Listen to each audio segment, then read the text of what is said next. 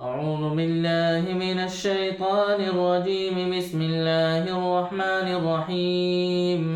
الحمد لله رب العالمين الرحمن الرحيم مالك يوم الدين. إياك نعبد وإياك نستعين. اهدنا الصراط المستقيم صراط الذين أنعمت عليهم غير المغضوب عليهم ولا الضالين. بسم الله الرحمن الرحيم.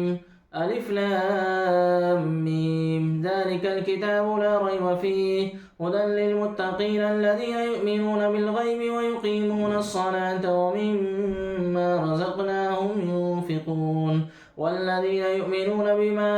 أنزل إليك وما أنزل من قبلك وبالآخرة هم يوقنون أولئك على هدى من ربهم وأولئك هم المفلحون. إن الذين كفروا سواء عليهم أنذرتهم أم لم تنذرهم لا يؤمنون. ختم الله على قلوبهم وعلى سمعهم وعلى أبصارهم غشاوة ولهم عذاب عظيم.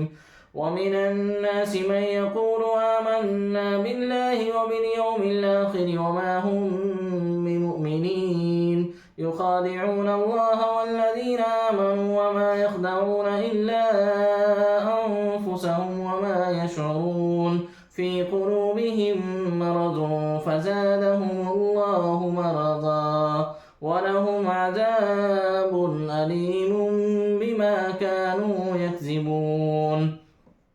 وإذا قيل لهم لا تفسدوا في الأرض قالوا إنما نحن مصلحون ألا إنهم هم المفسدون ولكن لا يشعرون. وإذا قيل لهم آمنوا كما آمن الناس قالوا ونؤمن كما آمن السفهاء ألا إنهم هم السفهاء ولكن لا يعلمون. وإذا لقوا الذين آمنوا قالوا آمنا وإذا خلوا إلى شياطينهم قالوا إنا معكم إنما نحن مستهزئون. الله يستهزئ بهم ويمدهم في طغيانهم يعمهون. أولئك الذين اشتروا الضلالة بالهدى فما ربحت تجارتهم وما كانوا مهتدين. مثلهم كمثل الذي استوقد نارا فلما أضاءت ما حوله ذهب الله بنورهم وتركهم في ظلمات لا يبصرون. صم بكم عمي فهم لا يرجعون. أو كصيب من السماء فيه ظلمات ورعد وبرق يجعلون أصابعهم في آذانهم من الصواعق حذر الموت والله محيط بالكافرين. يكاد البرق يخطف أبصارهم كلما أضاء لهم مشوا فيه وإذا أظلم عليهم قاموا ولو شاء الله لذهب بسمعهم وأبصارهم إن الله على كل شيء قدير. يا أيها الناس اعبدوا ربكم الذي خلقكم والذين من قبلكم لعلكم تتقون. الذي جعل لكم الأرض فراشا والسماء بناء وأنزل من السماء ماء فأخرج به من الثمرات رزقا لكم فلا تجعلوا لله أندادا وأنتم تعلمون. وإن كنتم في ريب مما نزلنا على عبدنا فأتوا بسورة من مثله وادعوا شهداءكم من دون الله إن كنتم صادقين. فإن لم تفعلوا ولن تفعلوا فاتقوا النار التي وقودها الناس والحجارة أعدت للكافرين وبشر الذين آمنوا وعملوا الصالحات أن لهم جنات تجري من تحتها الأنهار كلما رزقوا منها من ثمرة رزقا قالوا هذا الذي رزقنا من قبل وأتوا به متشابها ولهم فيها أزواج مطهرة وهم فيها خالدون إن الله لا يستحيي أن يضرب مثلا ما بعوضة فما فوقها فأما الذين آمنوا فيعلمون أنه الحق من ربهم وأما الذين كفروا فيقولون ماذا أراد الله بهذا مثلا يضل به كثيرا ويهدي به كثيرا وما يضل به إلا الفاسقين الذين ينقضون عهد الله من بعد ميثاقه ويقطعون ما أمر الله به أن يوصل ويفسدون في الأرض أولئك هم الخاسرون كيف تكفرون بالله وكنتم أمواتا فأحياكم ثم يميتكم ثم يحييكم ثم إليه ترجعون هو الذي خلق لكم ما في الأرض جميعا ثم استوى إلى السماء فسواهن 7 سماوات وهو بكل شيء عليم وإذ قال ربك للملائكة إني جاعل في الأرض خليفة قالوا أتجعل فيها من يفسد فيها ويسفك الدماء ونحن نسبح بحمدك ونقدس لك قال إني أعلم ما لا تعلمون وعلم آدم الأسماء كلها ثم عرضهم على الملائكة فقال أنبئوني بأسماء هؤلاء إن كنتم صادقين قالوا سبحانك لا علم لنا إلا ما علمتنا إنك أنت العليم الحكيم قال يا آدم أنبئهم بأسمائهم فلما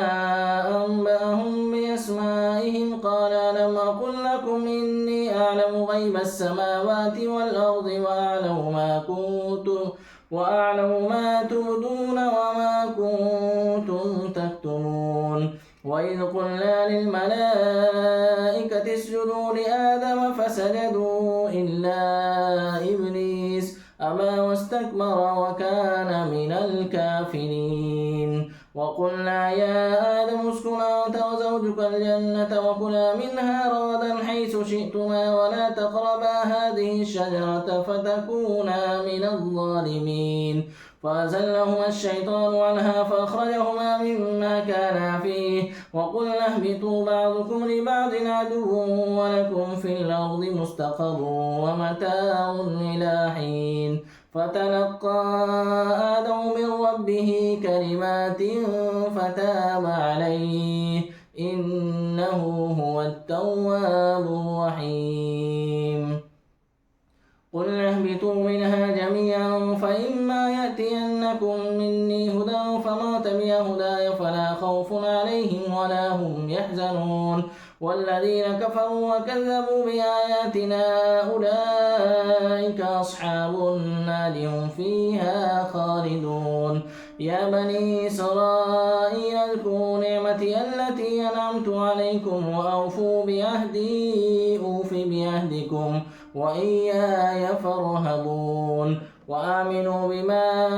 أنزلت مصدقا لما معكم ولا تكونوا أول كافر به ولا تشتروا بآياتي ثمنا قليلا وإياي فاتقون ولا تلبسوا الحق بالباطل وتكتموا الحق وأنتم تعلمون وأقيموا الصلاة وآتوا الزكاة واركعوا مع الراكعين أتأمرون الناس بالبر وتنسون أنفسكم وأنتم تتلون الكتاب أفلا تعقلون واستعينوا بالصبر والصلاة وإنها لكبيرة إلا على الخاشعين الذين يظنون أنهم ملاقو ربهم وأنهم إليه راجعون يا بني إسرائيل اذكروا نعمتي التي أنعمت عليكم وأني فضلتكم على العالمين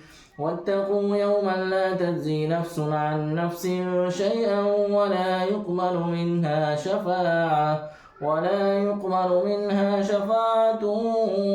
يؤخذ منها عدل ولا هم ينصرون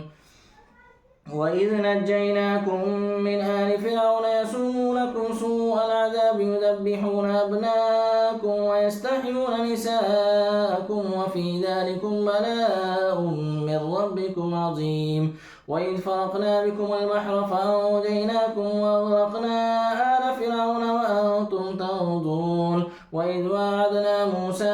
40 ليلة ثم اتخذتم العجل من بعده وأنتم ظالمون ثم عفونا عنكم من بعد ذلك لعلكم تشكرون وإذ آتينا موسى الكتاب والفرقان لعلكم تهتدون وإذ قال موسى لقومه يا قوم إنكم ظلمتم أنفسكم باتخاذكم العجل فتوبوا إلى بارئكم فاقتلوا أنفسكم ذلكم خير لكم عند بارئكم فتاب عليكم إنه هو التواب الرحيم وإذ قلتم يا موسى لن نؤمن لك حتى نرى الله جهرة فأخذتكم الصاعقة وأنتم تنظرون ثم بعثناكم من بعد موتكم لعلكم تشكرون وظللنا عليكم الغمام وأنزلنا عليكم المن والسلوى كلوا من طيبات ما رزقناكم وما ظلمونا ولكن كانوا أنفسهم يظلمون وإذ قلنا ادخلوا هذه القرية فكلوا منها حيث شئتم رغدا وادخلوا الباب سجدا وقولوا حتة نغفر لكم خطاياكم وسنزيد المحسنين وبدل الذين ظلموا قولا غير الذي قيل لهم فأنزلنا على الذين ظلموا رجزا من السماء بما كانوا يفسقون وإذ استسقى موسى لقومه فقلنا اضرب بعصاك الحجر فانفجرت منه 12 عينا قد علم كل أناس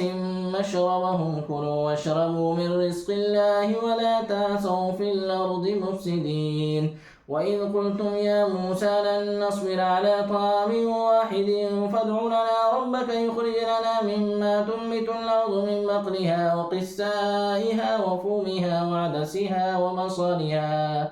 قال تستبدلون الذي هو أدنى بالذي هو خير اهبطوا مصرا فإن لكم ما سألتم وضربت عليهم الذلة والمسكنة وباءوا بغضب من الله ذلك بأنهم كانوا يكفرون بآيات الله ويقتلون النبيين بغير الحق ذلك بما عصوا وكانوا يعتدون إن الذين آمنوا والذين هادوا والنصارى والصابين من آمن بالله واليوم الآخر وعمل صالحا فلهم أجرهم عند ربهم ولا خوف عليهم ولا هم يحزنون وإذا أخذنا ميثاقكم ورفعنا فوقكم الطور خذوا ما آتيناكم بقوة واذكروا ما فيه لعلكم تتقون ثم توليتم من بعد ذلك فلولا فضل الله عليكم ورحمته لكنتم من الخاسرين ولقد علمتم الذين اعتدوا منكم في السبت فقلنا لهم كونوا قردة خاسئين فجعلناها نكالا لما بين يديها وما خلفها وموعظة للمتقين وإذ قال موسى لقومه إن الله يأمركم أن تذبحوا بقرة قالوا وتتخذنا هزوا قال أعوذ بالله أن أكون من الجاهلين. قالوا ادع لنا ربك يبين لنا ما هي. قال إنه يقول إنها بقرة لا فارض ولا بكر عوان بين ذلك فافعلوا ما تؤمرون. قالوا ادع لنا ربك يبين لنا ما لونها. قال إنه يقول إنها بقرة صفراء فاقع لونها تسر الناظرين. قالوا ادع لنا ربك يبين لنا ما هي إن البقرة تشابه علينا وإنا إن شاء الله لمهتدون. قال إنه يقول إنها بقرة لا ذلول تثير الأرض ولا تسقي الحرث مسلمة لا شية فيها. قالوا الآن جئت بالحق فذبحوها وما كادوا يفعلون. وإذ قلتم نفسا فادارأتم فيها والله مخرج ما كنتم تكتمون. فقلنا اضربوه ببعضها كذلك يحيي الله الموتى ويريكم آياته لعلكم تعقلون. ثم قست قلوبكم من بعد ذلك فهي كالحجارة أو أشد قسوة. وإن من الحجارة لما يتفجر منه الأنهار وإن منها لما يشقق فيخرج منه الماء وإن منها لما يهبط من خشية الله وما الله بغافل عما تعملون. أفتطمعون أن يؤمنوا لكم وقد كان فريق منهم يسمعون كلام الله ثم يحرفونه من بعد ما قالوه وهم يعلمون. وإذا لقوا الذين آمنوا قالوا آمنا وإذا خلا بعضهم إلى بعض قالوا وتحدثونهم بما فتح الله عليكم ليحاجوكم به عند ربكم أفلا تعقلون. أولا يعلمون أن الله يعلم ما يسرون وما يعلنون ومنهم أميون لا يعلمون الكتاب إلا أماني وإن هم إلا يظنون. فويل للذين يكتبون الكتاب بأيديهم ثم يقولون هذا من عند الله ليشتروا به ثمنا قليلا فويل لهم مما كتبت أيديهم وويل لهم مما يكسبون. وقالوا لن تمسنا النار إلا أياما معدودة قل اتخذتم عند الله عهدا فلن يخلف الله عهده أم تقولون على الله ما لا تعلمون. بلى من كسب سيئة وأحاطت به خطيئته فأولئك أصحاب النار هم فيها خالدون. والذين آمنوا وعملوا الصالحات أولئك أصحاب الجنة هم فيها خالدون. وإذا أخذنا ميثاق بني إسرائيل لا تعبدون إلا الله وبالوالدين إحسانا وذي القربى واليتامى والمساكين وقولوا للناس حسنا وأقيموا الصلاة وآتوا الزكاة ثم توليتم إلا قليلا منكم وأنتم معرضون.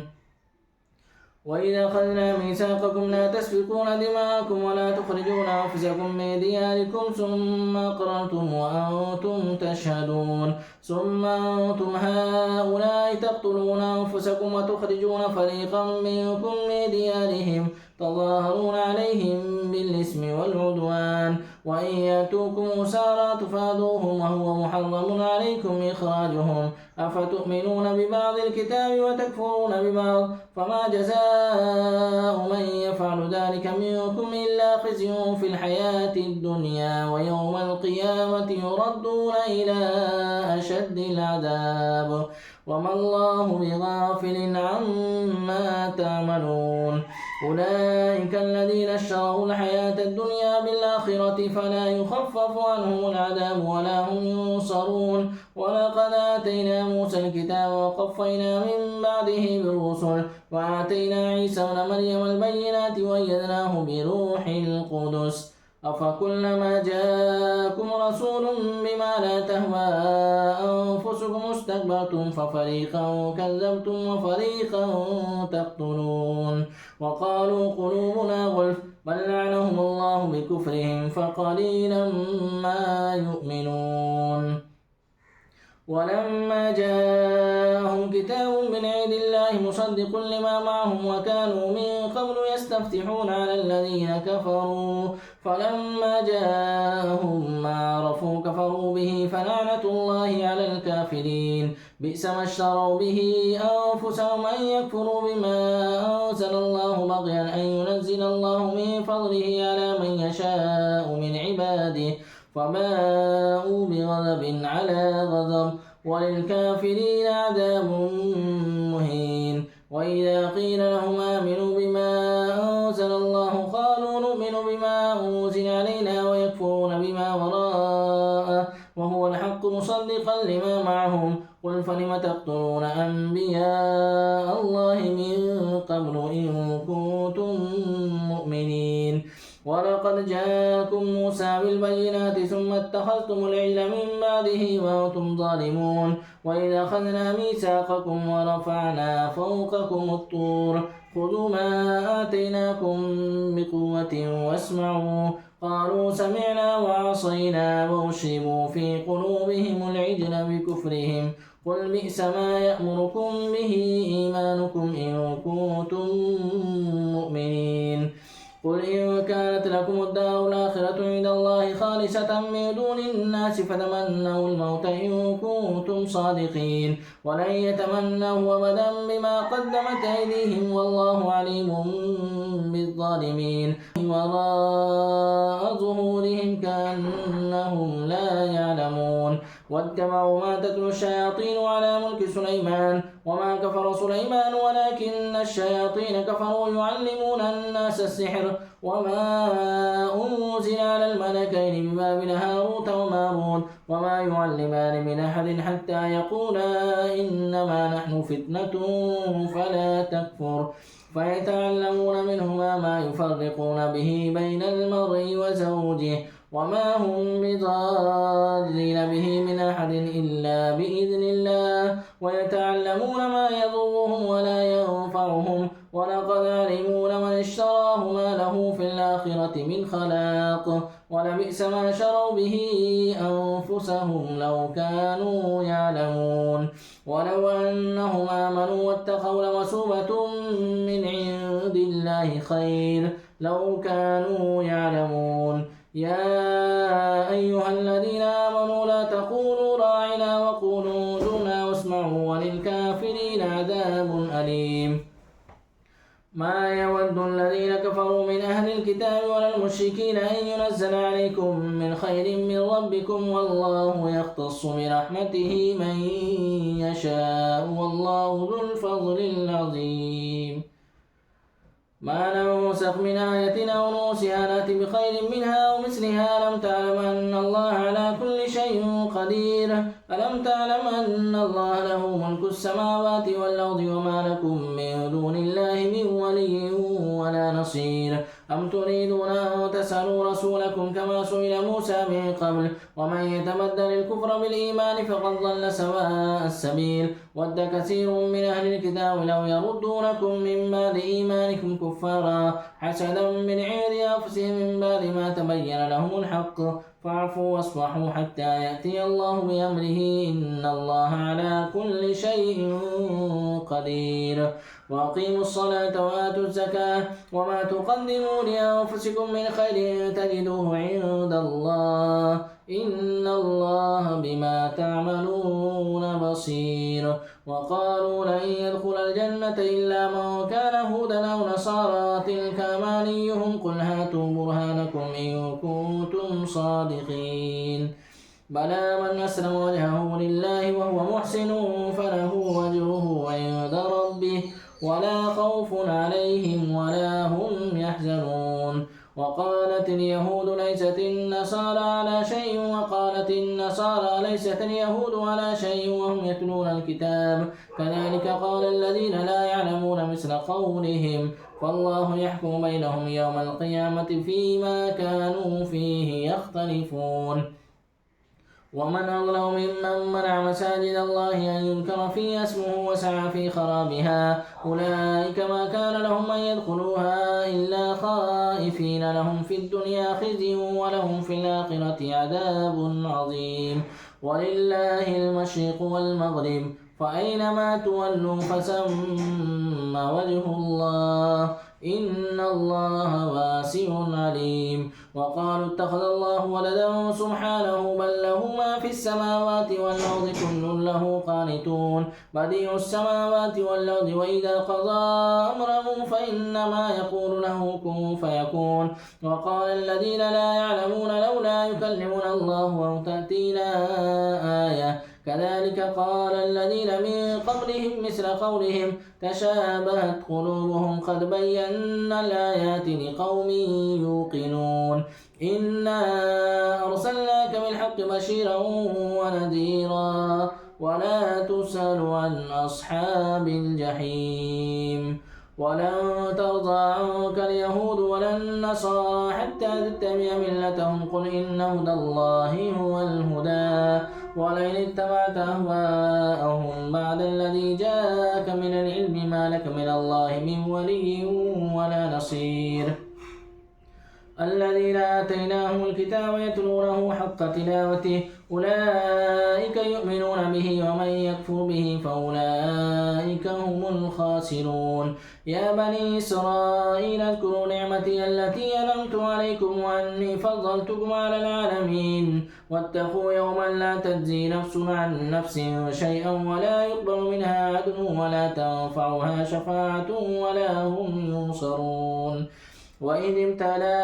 إبراهيم ربه بكلمات فأتمهن قال إني جاعلك للناس إماما قال ومن ذريتي قال لا ينال عهد الظالمين وإذ جعلنا البيت مثابة للناس وأمنا واتخذوا من مقام إبراهيم مصلى وعهدنا إلى إبراهيم وإسماعيل أن طهر بيتي للطائفين والعاكفين والركع السجود وإذ قال إبراهيم رب اجعل هذا بلدا آمنا وارزق أهله من الثمرات من آمن منهم بالله واليوم الآخر قال ومن كفر فأمتعه قليلا ثم أضطره إلى عذاب النار وبئس المصير وإذ يرفع إبراهيم القواعد من البيت وإسماعيل ربنا تقبل منا إنك أنت السميع العليم ربنا واجعلنا مسلمين لك ومن ذريتنا أمة مسلمة لك وأرنا مناسكنا وتب علينا إنك أنت التواب الرحيم ربنا وابعث فيهم رسولا منهم يتلو عليهم آياتك ويعلمهم الكتاب والحكمة ويزكيهم إنك أنت العزيز الحكيم ومن يرغب عن ملة إبراهيم إلا من صفي نفسه ولقد اصطفيناه في الدنيا وإنه في الآخرة لمن الصالحين إذ قال له ربه أسلم قال أسلمت لرب العالمين ووصى بها إبراهيم بنيه ويعقوب يا بني إن الله اصطفى لكم الدين فلا تموتن إلا وأنتم مسلمون أم كنتم شهداء إذ حضر يعقوب الموت إذ قال لبنيه ما تعبدون من بعدي قالوا نعبد إلهك وإله آبائك إبراهيم وإسماعيل وإسحاق إلها واحدا ونحن له مسلمون تلك أمة قد خلت لها ما كسبت ولكم ما كسبتم ولا تسألون عما كانوا يعملون وقالوا كونوا هودا أو نصارى تهتدوا قل بل ملة إبراهيم حنيفا وما كان من المشركين قولوا آمنا بالله وما أنزل إلينا وما أنزل إلى إبراهيم وإسماعيل وإسحاق ويعقوب والأسباط وما أوتي موسى وعيسى وما أوتي النبيون من ربهم لا نفرق بين أحد منهم ونحن له مسلمون فإن آمنوا بمثل ما آمنتم به فقد اهتدوا وإن تولوا فإنما هم في شقاق فسيكفيكهم الله وهو السميع العليم صبغة الله ومن أحسن من الله صبغة ونحن له عابدون قل تحاجوننا في الله وهو ربنا وربكم ولنا أعمالنا ولكم أعمالكم ونحن له مخلصون أم تقولون إن إبراهيم وإسماعيل وإسحاق ويعقوب والأسباط كانوا هودا أو نصارى قل أأنتم أعلم أم الله ومن أظلم ممن كتم شهادة عنده من الله وما الله بغافل عما تعملون تلك أمة قد خلت لها ما كسبت ولكم ما كسبتم ولا تسألون عما كانوا يعملون سيقول السفهاء من الناس ما ولاهم عن قبلتهم التي كانوا عليها قل لله المشرق والمغرب يهدي من يشاء إلى صراط مستقيم وكذلك جعلناكم أمة وسطا لتكونوا شهداء على الناس ويكون الرسول عليكم شهيدا وما جعلنا القبلة التي كنت عليها إلا لنعلم من يتبع الرسول ممن ينقلب على عقبيه وإن كانت لكبيرة إلا على الذين هدى الله وما كان الله ليضيع إيمانكم إن الله بالناس لرؤوف رحيم قد نرى تقلب وجهك في السماء فلنولينك قبلة ترضاها فول وجهك شطر المسجد الحرام وحيث ما كنتم فولوا وجوهكم شطره وإن الذين أوتوا الكتاب لا يعلمون أنه الحق من ربهم وما الله بغافل عما يعملون ولئن أتيت الذين أوتوا الكتاب بكل آية ما تبعوا قبلتك وما أنت بتابع قبلتهم وما بعضهم بتابع قبلة بعض ولئن اتبعت أهواءهم من بعد ما جاءك من العلم إنك إذا لمن الظالمين الذين آتيناهم الكتاب يعرفونه كما يعرفون أبناءهم وإن فريقا منهم لا يكتمون الحق وهم يعلمون الحق من ربك فلا تكونن من الممتنين ولكل وجهة هو موليها فاستبقوا الخيرات أينما تكونوا يأتي بكم الله جميعا إن الله على كل شيء قدير ومن حيث خرجت فول وجهك شطر المسجد الحرام وإنه للحق من ربك وما الله بغافل عما تعملون ومن حيث خرجت فول وجهك شطر المسجد الحرام وحيث ما كنتم فولوا وجوهكم شطره لئلا يكون للناس عليكم حجة إلا الذين ظلموا منهم فلا تخشوهم واخشوني وليتم نعمتي عليكم ولعلكم تهتدون كما أرسلنا فيكم رسولا منكم يتلو عليكم آياتنا ويزكيكم ويعلمكم الكتاب والحكمة ويعلمكم ما لم تكونوا تعلمون فاذكروني أذكركم واشكروني ولا تكفرون يا أيها الذين آمنوا استعينوا بالصبر والصلاة إن الله مع الصابرين ولا تقولوا لمن يقتل في سبيل الله أموات بل أحياء ولكن لا تشعرون ولنبلونكم بشيء من الخوف والجوع ونقص من الأموال والأنفس والثمرات وبشر الصابرين الذين إذا أصابتهم مصيبة قالوا إنا لله وإنا إليه راجعون أولئك عليهم صلوات من ربهم ورحمة وأولئك هم المهتدون إن الصفا والمروة من شعائر الله فمن حج البيت أو اعتمر فلا جناح عليه أن يطوف بهما ومن تطوع خيرا فإن الله شاكر عليم إن الذين يكتمون ما أنزلنا من البينات والهدى من بعد ما بيناه للناس في الكتاب أولئك يلعنهم الله ويلعنهم اللاعنون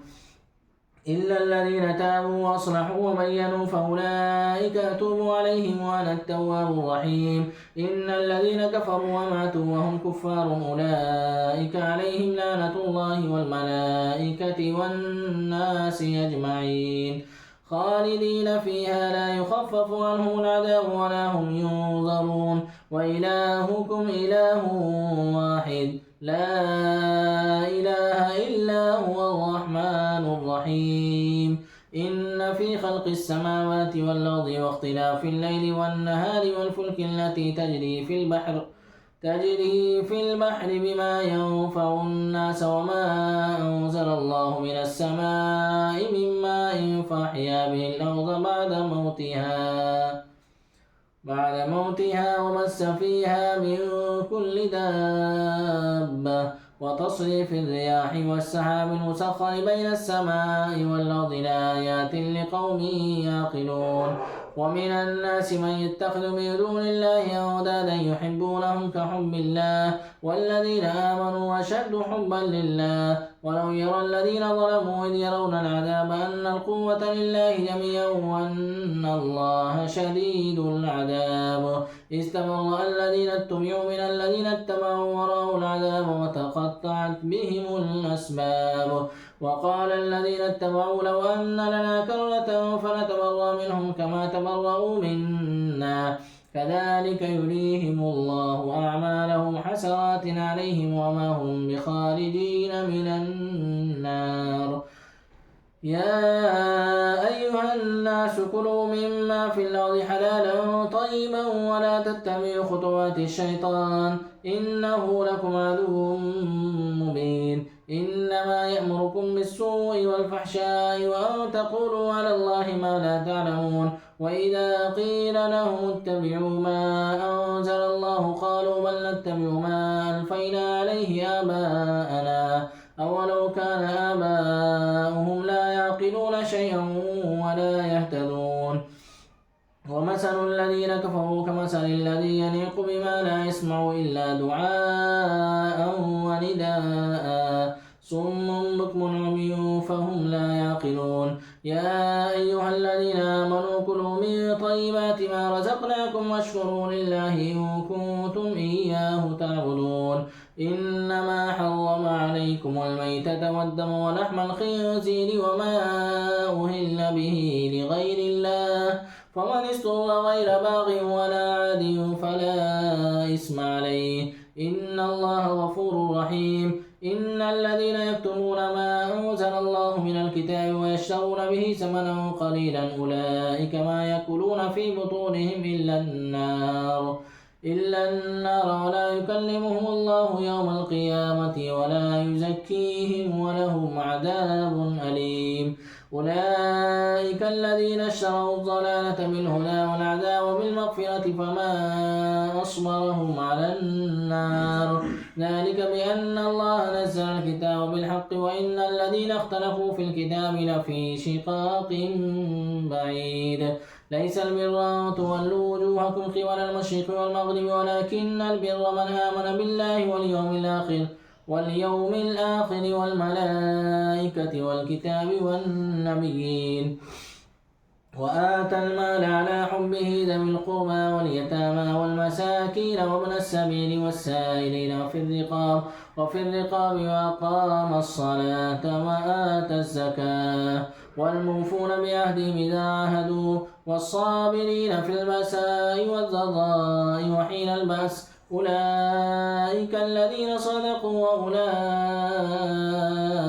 هم المتقون يا أيها الذين آمنوا كتب عليكم القصاص في القتلى الحر بالحر والعبد بالعبد والأنثى بالأنثى فمن عفي له من أخيه شيء فاتباع بالمعروف وأداء إليه بإحسان ذلك تخفيف من ربكم ورحمة فمن اعتدى بعد ذلك فله عذاب أليم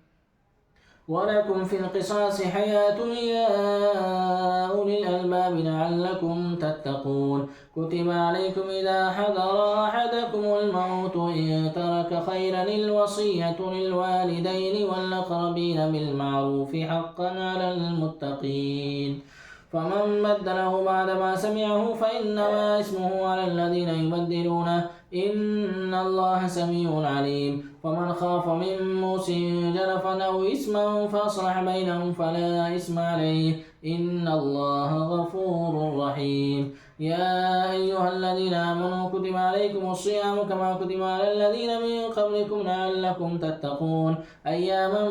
معدودات فمن كان منكم مريضا أو على سفر فعدة من أيام أخر. وعلى الذين يطيقونه فدية طعام مسكين، فمن تطوع خيرا فهو خير له، وأن تصوموا خير لكم إن كنتم تعلمون. شهر رمضان الذي أنزل فيه القرآن هدى للناس وبينات من الهدى والفرقان، فمن شهد منكم الشهر فليصم، ومن كان مريضا أو على سفر فعدة من أيام أخر، يريد الله بكم اليسر ولا يريد بكم العسر، ولتكملوا العدة ولتكبروا الله على ما هداكم ولعلكم تشكرون. وإذا سألك عبادي عني فإني قريب أجيب دعوة الداعي إذا دعاني، فليستجيبوا لي وليؤمنوا بي لعلهم يرشدون. أحل لكم ليلة الصيام الرفث إلى نسائكم هن لباس لكم وأنتم لباس لهن، علم الله أنكم كنتم تختارون أنفسكم فتاب عليكم وعفى عنكم، فالآن باشروهن وابتغوا ما كتب الله لكم، وكلوا واشربوا حتى يتبين لكم الخيط الأبيض من الخيط الأسود من الفجر، ثم أتموا الصيام إلى الليل ولا تباشروهن وأنتم عاكفون في المساجد، تلك حدود الله فلا تقربوها، كذلك يبين الله آياته للناس لعلهم يتقون. ولا تأكلوا أموالكم بينكم بالباطل وتدلوا بها إلى الحكام لتأكلوا فريقا من أموال الناس بالإثم وأنتم تعلمون. يسألونك عن الأهلة قل هي مواقيت للناس والحج، وليس البر بأن تأتوا البيوت من ظهورها ولكن البر من اتقى، وأتوا البيوت من أبوابها واتقوا الله لعلكم تفلحون. وقاتلوا في سبيل الله الذين يقاتلونكم ولا تعتدوا إن الله لا يحب المعتدين. واقتلوهم حيث ثقفتموهم وأخرجوهم من حيث أخرجوكم والفتنة أشد من القتل، ولا تقاتلوهم عند المسجد الحرام حتى يقاتلوكم فيه، فإن قاتلوكم فاقتلوهم كذلك جزاء الكافرين، فإن انتهوا فإن الله غفور رحيم. وقاتلوهم حتى لا تكون فتنة ويكون الدين لله، فإن انتهوا فلا عدوان إلا على الظالمين. الشهر الحرام بالشهر الحرام والحرمات قصاص، فمن اعتدى عليكم فاعتدوا عليه بمثل ما اعتدى عليكم، واتقوا الله واعلموا أن الله مع المتقين. وأنفقوا في سبيل الله ولا تلقوا بأيديكم إلى التهلكة وأحسنوا إن الله يحب المحسنين. وأتموا الحج والعمرة لله، فإن أحصيتم فما استيسر من الهدي، ولا تحلقوا رؤوسكم حتى يبلغ الهدي محله، فمن كان منكم مريضا أو به أذى من رأسه ففدية من صيام أو صدقة أو نسك، فإذا أمنتم فمن تمتع بالعمرة إلى الحج فما استيسر من الهدي، فمن لم يجد فصيام 3 أيام في الحج و7 إذا رجعتم، تلك 10 كاملة، ذلك لمن لم يكن أهله حاضر المسجد الحرام. واتقوا الله واعلموا أن الله شديد العقاب. الحج أشهر معلومات، فمن فرض فيهن الحج فلا رفث ولا فسوق ولا جدال في الحج، وما تفعلوا من خير يعلمه الله، وتزودوا فإن خير الزاد التقوى، واتقون يا أولي الألباب.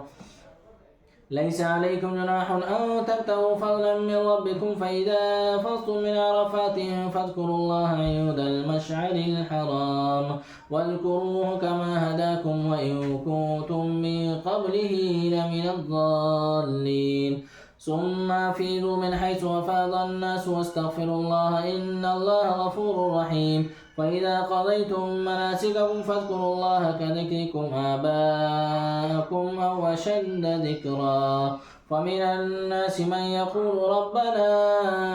آتنا في الدنيا وما له في الآخرة من خلاق ومنهم من يقول ربنا آتنا في الدنيا حسنة وفي الآخرة حسنة وقنا عذاب النار أولئك لهم نصيب مما كسبوا والله سريع الحساب واذكروا الله في أيام معدودات فمن تعجل في يومين فلا إثم عليه ومن تأخر فلا إثم عليه لمن اتقى واتقوا الله واعلموا أنكم إليه تحشرون ومن الناس من يعجبك قوله في الحياة الدنيا ويشهد الله على ما في قلبه وهو لد الخصام وإذا تولى سعى في الأرض ليفسد فيها ويهلك الحرث والنسل والله لا يحب الفساد وإذا قيل له اتق الله أخذته العزة بالإثم فحسبه جهنم ولبئس المهاد ومن الناس من يشري نفسه ابتغاء مرضات الله والله رؤوف بالعباد يا أيها الذين آمنوا ادخلوا في السلم كافة ولا تتبعوا خطوات الشيطان إنه لكم عدو مبين فإن زللتم من بعد ما جاءتكم البينات فاعلموا أن الله عزيز حكيم هل ينظرون إلا أن يأتيهم الله في ظلل من الغمام والملائكة وقضي الأمر وإلى الله ترجع الأمور سل بني إسرائيل كما آتيناهم من آية بينة ومن يبدل نعمة الله من بعد ما جاءته فإن الله شديد العقاب زين للذين كفروا الحياة الدنيا ويسخرون من الذين آمنوا والذين اتقوا فوقهم يوم القيامة والله يرزق من يشاء بغير حساب كان الناس أمة واحدة فبعث الله النبيين مبشرين ومنذرين وأنزل معهم الكتاب بالحق ليحكم بين الناس فيما اختلفوا فيه وما اختلف فيه إلا الذين أوتوه من بعد ما جاءتهم البينات بغيا بينهم فهدى الله الذين آمنوا لما اختلفوا فيه من الحق بإذنه والله يهدي من يشاء إلى صراط مستقيم أم حسبتم أن تدخلوا الجنة ولما يأتكم مثل الذين خلوا من قبلكم مستهم البأساء والضراء وزلزلوا حتى يقول الرسول والذين آمنوا معه متى نصر الله ألا إن نصر الله قريب يسألونك ماذا ينفقون قل ما أنفقتم من خير فللوالدين والأقربين واليتامى والمساكين وابن السبيل وما تفعلوا من خير فإن الله به عليم كتب عليكم القتال وهو كره لكم وعسى أن تكرهوا شيئا وهو خير لكم وعسى أن تحبوا شيئا وهو شر لكم والله يعلم وأنتم لا تعلمون يسألونك عن الشهر الحرام قتال فيه قل قتال فيه كبير وصد عن سبيل الله وكفر به والمسجد الحرام وإخراج أهله منه أكبر عند الله والفتنة أكبر من القتل ولا يزالون يقاتلونكم حتى يردوكم عن دينكم إن استطاعوا ومن يرتد منكم عن دينه فيمت وهو كافر فأولئك حبطت أعمالهم في الدنيا والآخرة وأولئك أصحاب النار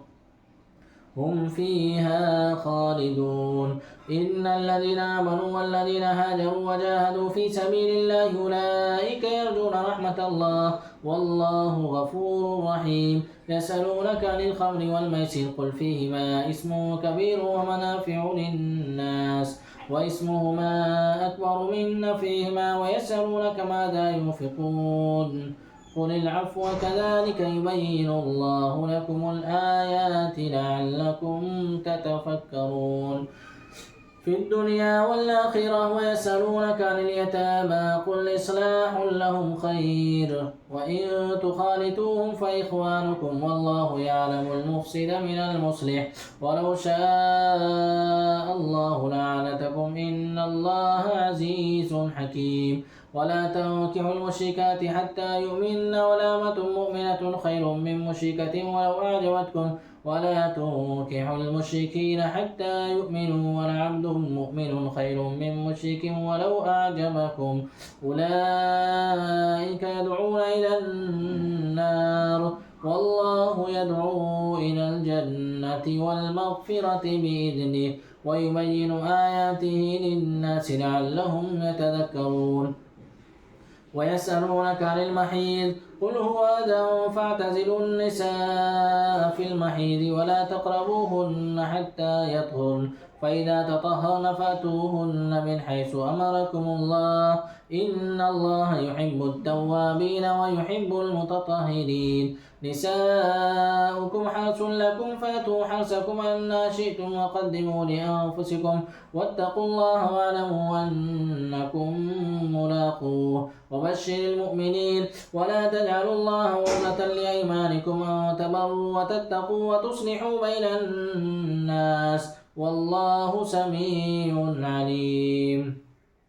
لا يؤاخذكم الله باللغو في أيمانكم ولكن يؤاخذكم بما كسبت قلوبكم والله غفور حليم. للذين يؤلون من نسائهم تربص 4 أشهر فإن فاءوا فإن الله غفور رحيم. وإن عزموا الطلاق فإن الله سميع عليم. والمطلقات يتربصن بأنفسهن 3 قروء ولا يحل لهن أن يكتمن ما خلق الله في أرحامهن إن كن يؤمن بالله واليوم الآخر وبعولتهن حق بردهن في ذلك إن أرادوا إصلاحا ولهن مثل الذي عليهن بالمعروف وللرجال عليهن درجة والله عزيز حكيم. الطلاق 2 مرتان فإمساك بمعروف أو تسريح بإحسان ولا يحل لكم أن تأخذوا مما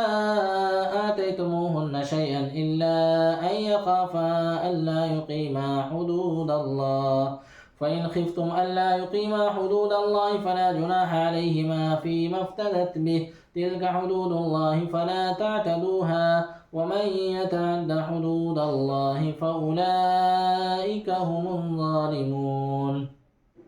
فإن طلقها فلا تحل له من بعد حتى تنكح زوجا غيره فإن طلقها فلا جناح عليهما أن يتراجعا إن ظنا أن يقيما حدود الله وتلك حدود الله يبينها لقوم يعلمون. وإذا طلقتم النساء فبلغن أجلهن فامسكوهن بمعروف أو سرحوهن بمعروف ولا تمسكوهن ضرارا لتعتدوا ومن يفعل ذلك فقد ظلم نفسه. ولا تتخذوا آيات الله هزوا واذكروا نعمة الله عليكم وما أنزل عليكم من الكتاب والحكمة يعظكم به واتقوا الله واعلموا أن الله بكل شيء عليم. وإذا طلقتم النساء فبلغن أجلهن فلا تعذلوهن أن ينكحن أزواجهن إذا تراضوا بينهم بالمعروف ذلك يوعظ به من كان منكم يؤمن بالله واليوم الآخر ذلكم أزكى لكم وأطهر والله يعلم وأنتم لا تعلمون. والوالدات يرضعن أولادهن حولين كاملين لمن أراد أن يتم الرضاعة وعلى المولود له رزقهن وكسوتهن بالمعروف لا تكلف نفس إلا وسعها لا تضار والدة بولدها ولا مولود له بولده وعلى الوارث مثل ذلك فإن أرادا فصالا أو تراض منهما وتشاور فلا جناح عليهما وإن أردتم أن تسترضعوا أولادكم فلا جناح عليكم إذا سلمتم ما آتيتم بالمعروف واتقوا الله واعلموا أن الله بما تعملون بصير. والذين يتوفون منكم ويذرون أزواجا يتربصن بأنفسهن 4 أشهر و10 فإذا بلغن أجلهن فلا جناح عليكم فيما فعلن في أنفسهن بالمعروف والله بما تعملون خبير. ولا جناح عليكم فيما عرضتم به من خطبة النساء وأكننتم في أنفسكم علم الله أنكم ستذكرونهن ولكن لا تواعدوهن سرا إلا أن تقولوا قولا معروفا ولا تعزموا عقدة النكاح حتى يبلغ الكتاب أجله واعلموا أن الله يعلم ما في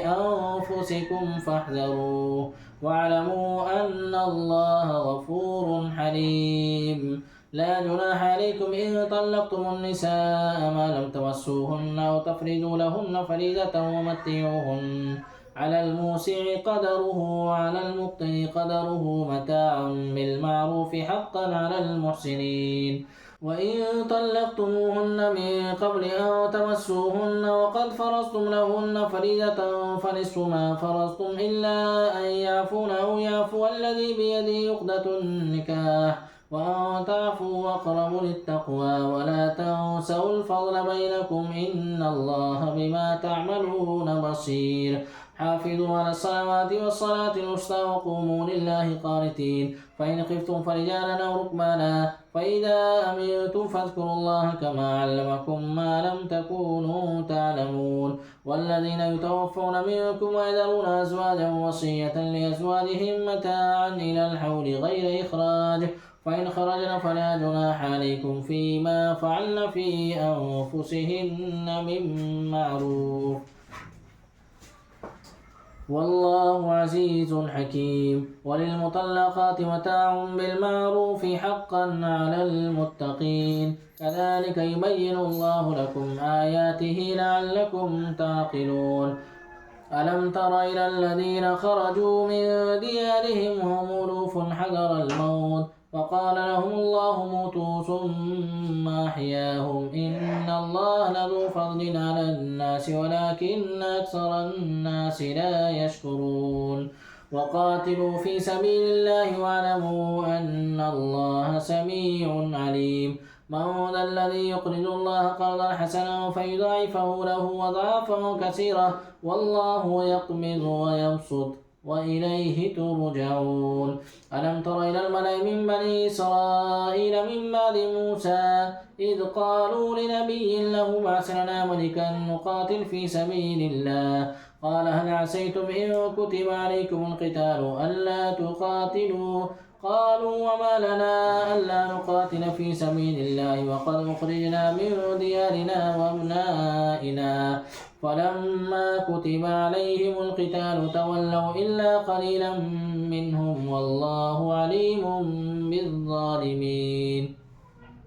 وقال لهم نبيهم إن الله قد بعث لكم طالوت ملكا قالوا أنى يكون له الملك علينا ونحن أحق بالملك منه ولم يؤت سعة من المال قال إن الله اصطفاه عليكم وزاده بسطة في العلم والجسم والله يؤتي ملكه من يشاء والله واسع عليم. وقال لهم نبيهم إن آية ملكه أن يأتيكم التابوت فيه سكينة من ربكم وبقية مما ترك آل موسى وآل هارون تحمله الملائكة إن في ذلك لآية لكم إن كنتم مؤمنين. فلما فصل طالوت بالجنود قال إن الله مبتليكم بنهر فمن شرب منه فليس مني ومن لم يطعمه فإنه مني إلا من اقترف غرفة بيده فشربوا منه إلا قليلا منهم فلما جاوزه هو والذين آمنوا معه قالوا لا طاقة لنا اليوم بجالوت وجنوده قال الذين يظنون أنهم ملاقوا الله كم من فئة قليلة غلبت فئة كثيرة بإذن الله والله مع الصابرين. ولما برزوا لجالوت وجنوده قالوا ربنا أفرغ علينا صبرا وثبت أقدامنا وانصرنا على القوم الكافرين فهزموهم بإذن الله وقتل داود جالوت وآتاه الله الملك والحكمة وعلمه مما يشاء ولولا دفع الله الناس بعضهم ببعض لفسدت الأرض ولكن الله ذو فضل على العالمين تلك آيات الله نتلوها عليك بالحق وإنك لمن المرسلين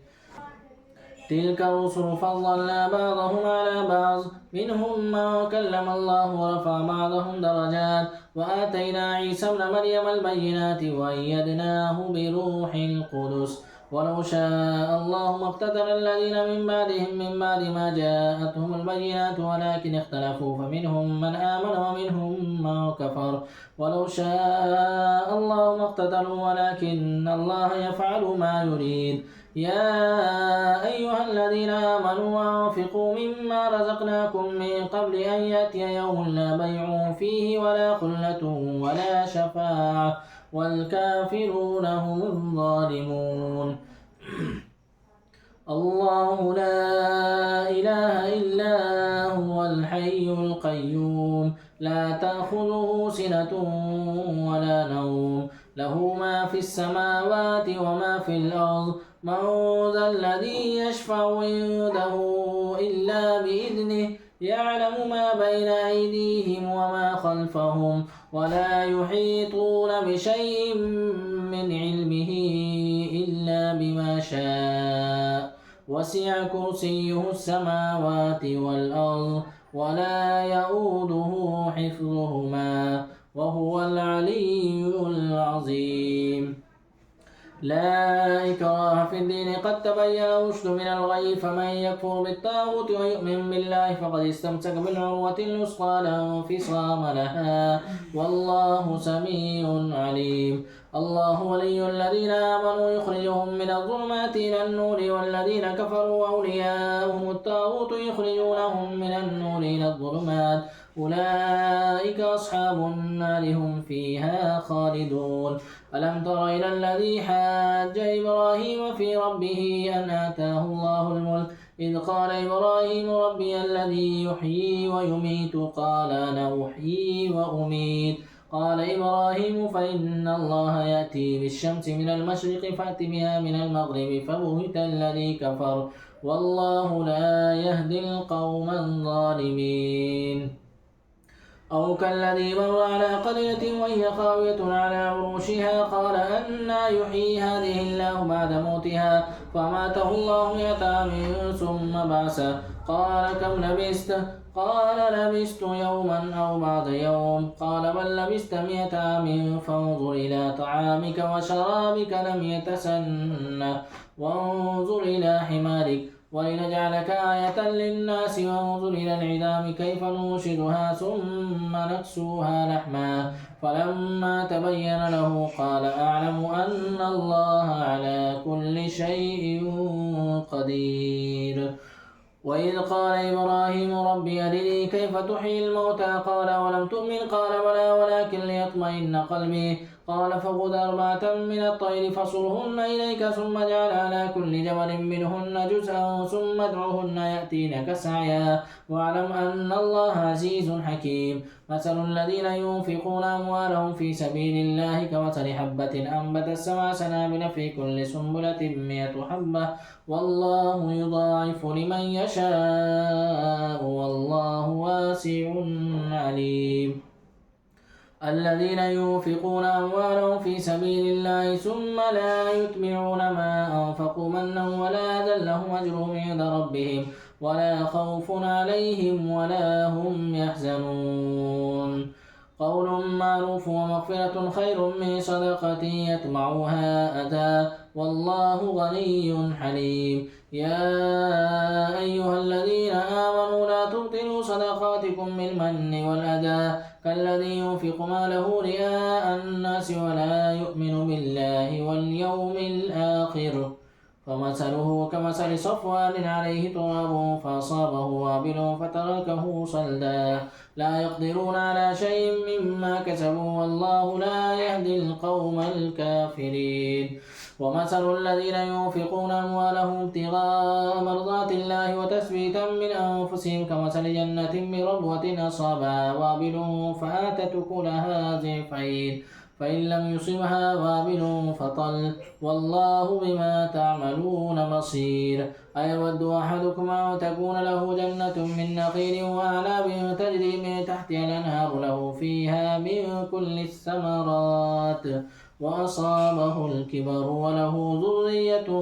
ضعفاء فأصابها إعصار فيه نار فاحترقت كذلك يبين الله لكم الآيات لعلكم تتفكرون يا أيها الذين آمنوا أنفقوا من طيبات ما كسبتم ومما أخرجنا لكم من الأرض ولا تيمموا الخبيث منه تنفقون ولستم بآخذيه إلا أن تغمضوا فيه واعلموا أن الله غني حميد الشيطان يعدكم الفقر ويأمركم بالفحشاء والله يعدكم مغفرة منه وفضلا والله واسع عليم يؤتي الحكمة من يشاء ومن يؤت الحكمة فقد أوتي خيرا كثيرا وما يذكر إلا أولو الألباب وما أنفقتم من نفقة أو نذرتم من نذر فإن الله يعلم وما للظالمين من أنصار إن تبدوا الصدقات فنعما هي وإن تخفوها وتؤتوها الفقراء فهو خير لكم ويكفر عنكم من سيئاتكم والله بما تعملون خبير ليس عليك هداهم ولكن الله يهدي من يشاء وما تنفقوا من خير فلينفسكم وما تنفقون إلا ابتغاء وجه الله وما تنفقوا من خير يوفى إليكم وأنتم لا تظلمون للفقراء الذين أحسنوا في سبيل الله لا يستطيعون ضربا في الأرض يحسبهم الجاهل أغنياء من التعفف تعرفهم بسيماهم لا يسألون الناس إلحافا وما تنفقوا من خير فإن الله به عليم الذين ينفقون أموالهم بالليل والنهار سرا وعلانية فلهم أجرهم عند ربهم ولا خوف عليهم ولا هم يحزنون الذين يأكلون الربا لا يقومون إلا كما يقوم الذي يتخبطه الشيطان من المس ذلك بأنهم قالوا إنما البيع مثل الربا وحل الله البيع وحرم الربا ومن جاءه موعظة من ربه فأتى فله ما سلف وأمره إلى الله ومن عاد فأولئك أصحاب النار هم فيها خالدون يمحق الله الربا ويربي الصدقات والله لا يحب كل كفار أثيم إن الذين آمنوا وعملوا الصالحات وأقاموا الصلاة وآتوا الزكاة لهم أجرهم عند ربهم ولا خوف عليهم ولا هم يحزنون يا أيها الذين آمنوا اتقوا الله وذروا ما بقي من الربا إن كنتم مؤمنين فإن لم تفعلوا فاعذروا بحرب من الله ورسوله وإن تبتم فلكم رؤوس أموالكم لا تظلمون ولا تظلمون وإن كان ذو عسرة فنظرة إلى ميسرة وأن تصدقوا خير لكم إن كنتم تعلمون واتقوا يوما ترجعون فيه إلى الله ثم توفى كل نفس ما كسبت وهم لا يظلمون يا أيها الذين آمنوا إذا تداينتم بدين إلى أجل مسمى فاكتبوه وليكتب بينكم كاتب بالعدل ولا يأب كاتب أن يكتب كما علمه الله فليكتب وليملل الذي عليه الحق وليتق الله ربه ولا يبخس منه شيئا وإن كان الذي عليه الحق سفيها أو ضعيفا أو لا يستطيع أن يمله فليملل وليه بالعدل واستشهدوا شهيدين من رجالكم فإن لم يكونا رجلين فرجل وامرأتان مما ترضون من الشهداء من الشهداء أن تضل إحداهما فتذكر إحداهما الأخرى ولا يأبى الشهداء إذا ما دعوا ولا تسأموا أن تكتبوه صغيرا أو كبيرا إلى أجله ذلكم أقسط عند الله وأقوم للشهادة وأدنى ألا ترتابوا إلا أن تكون تجارة حاضرة تديرونها بينكم فليس عليكم جناح ألا تكتبوها وأشهدوا إذا تبايعتم ولا يضار كاتب ولا شهيد وإن تفعلوا فإنه فسوق بكم واتقوا الله ويعلمكم الله والله بكل شيء عليم وإن كنتم على سفر ولم تجدوا كاتبا فرهان مقبوضة فإن أمن بعضكم بعضا فليؤدي الذي تؤمن أمانته وليتق الله ربه ولا تكتموا الشهادة ومن يكتمها فإنه آثم قلبه والله بما تعملون عليم لله ما في السماوات وما في الأرض وإن تبدوا ما في أنفسكم أو تخفوه يحاسبكم به الله ويغفر لمن يشاء ويعذب من يشاء والله على كل شيء قدير آمن الرسول بما أنزل إليه من ربه والمؤمنون كل آمن بالله وملائكته وكتبه ورسله لا نفرق بين أحد من رسله وقالوا سمعنا وأطعنا غفرانك ربنا وإليك المصير لا يكلف الله نفسا إلا وسعها لها ما كسبت وعليها ما اكتسبت ربنا لا تؤاخذنا إن نسينا أو أخطأنا ربنا ولا تحمل علينا إصرا كما حملته على الذين من قبلنا ربنا ولا تحملنا ما لا طاقة لنا به واعف عنا واغفر لنا وارحمنا